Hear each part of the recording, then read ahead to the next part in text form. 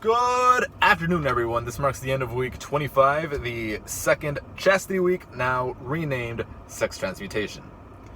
This is a phrase coined by author Napoleon Hill, which refers to the redirection, the rechanneling of sexual urges, which he calls the greatest of the human temptations, into more creative, more productive outlets.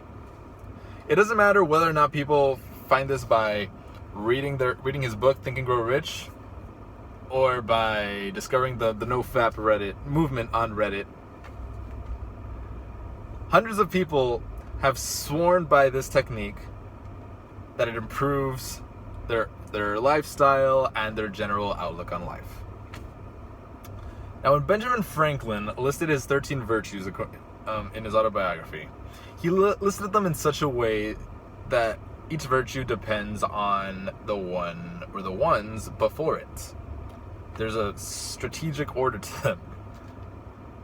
The thing is, I switched them arbitrarily. I didn't really put as much thought into it whenever I change the virtues in order to have it something that is more relevant to my life.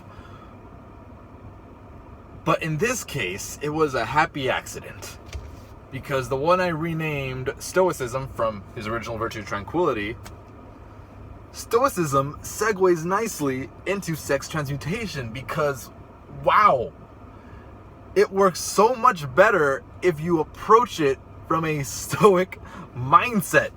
Thank you, ancient philosophy.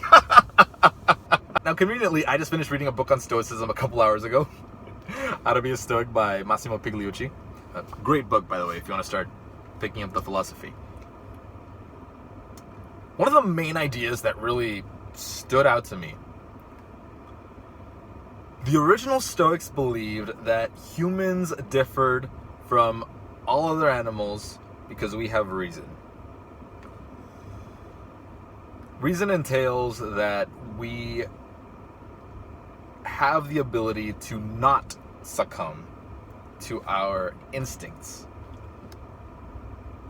That is to say that if we utter the inner voice, if we do things without really thinking or reflecting upon them, that makes us equal to the other animals. Wow. Wow. Now we connect that idea to that of sex, which practically everybody in the animal kingdom uses in order to reproduce and ensure the survival of their species. We get something a little interesting. Humans are one of the few animals, dolphins and bonobos or a couple others, where we have sex for pleasure instead of a necessity. I think that's hilarious. And it's common to say, oh, well, I was with so-and-so in bed because it was the heat of the moment and it just happened and now we're here and well, that happened because they succumbed to their animal biological instinct. It's natural, but we're societal creatures and there may or may not be consequences to that, unfortunately. But with Stoicism allows us to reflect, not just think, but really reflect, ponder the consequences of going through with this idea. And if it's not a good idea, then Stoicism allows us to say, you know what, this isn't leading me to a virtuous life, this isn't leading me to improve myself, I'm gonna have to say no. Thank you anyways.